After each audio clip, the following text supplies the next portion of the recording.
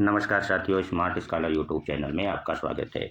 आज की क्लास में हम लोग परिसीमन आयोग क्या होता है और इसका गठन कौन करता है, इसके कार्य क्या हैं और इसके अधिकार क्या हैं, इस पर चर्चा करेंगे।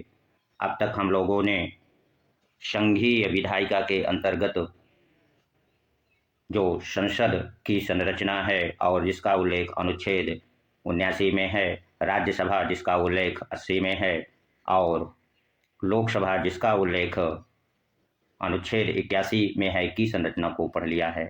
आज की क्लास में अनुच्छेद 82 को हम पढ़ेंगे, तो जिसमें परिसीमन आयोग के गठन का प्रावधान है और उसके कार्यों का प्रावधान है। तो अनुच्छेद 82 में जो परिसीमन आयोग होता है, इसके गठन करने का प्रावधान जो दिया गया है, संसद प्रत्येक जनगणना के पश्चात विधि बनाकर परिसीमन आयोग का गठन करेगी, ऐसा उल्लेख अनुच्छेद 82 में किया गया है। अब जब संसद किसी परिसीमन आयोग का गठन कर देती है, तो परिसीमन आयोग का कार्य क्या होगा?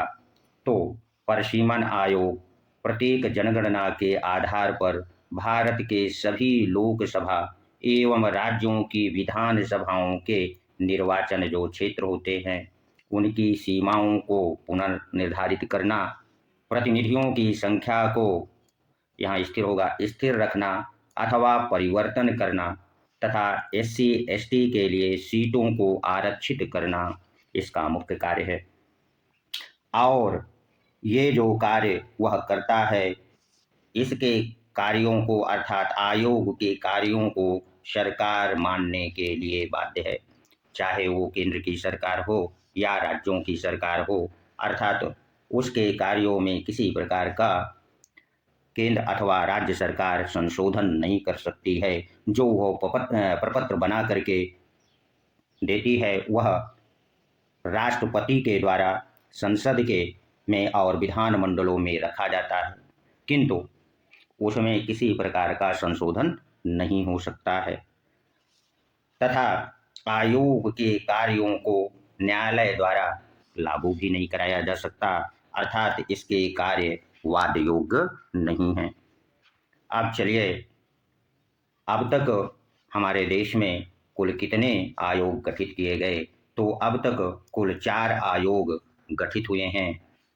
पहला आयोग 1952 में, दूसरा आयोग 63 में और तीसरा 73 में और चौथा और अंतिम आयोग 2002 में गठित हुआ। जो प्रथम परिसीमन आयोग 1952 में बना, इस आयोग के जो अध्यक्ष थे वो सुप्रीम कोर्ट के सेवानिवृत्त न्यायाधीश एस चंद्रशेखर अय्यर थे। और जो चतुर्थ और अंतिम परिसीमन आयोग गठित हुआ वो 2002 में, जिसके अध्यक्ष हाई कोर्ट के सेवानिवृत्त न्यायाधीश कुलदीप सिंह थे। अब महत्वपूर्ण तथ्य है कि आयोग जो प्रपत्र तैयार करता है, उसके जो आदेश हैं वो कब से लागू होंगे? तो जो आयोग के आदेश होते हैं वो राष्ट्रपति द्वारा निर्धारित तिथि से लागू होते हैं और आदेशों की जो प्रतियां होती हैं लोकसभा एवं राज्यों की विधान सभाओं में रखे जाते हैं, किंतु लोकसभा या विधानसभा इसमें संशोधन नहीं कर सकती है। तो ये था परिसीमन आयोग, जिसका गठन अनुच्छेद 82 में किया गया। उसके कार्य क्या थे, कौन कौन से कार्य करता है और अब तक कुल कितने आयोग गठित हुए, इसको हमने समझ लिया। अगर यह वीडियो अच्छा लगा है तो इसे सब्सक्राइब अवश्य कर दीजिए, लाइक कर दीजिए और ऐसे छात्रों को शेयर कर दीजिए जो संविधान की तैयारी कर रहे हैं। धन्यवाद, मिलते हैं अगले वीडियो में।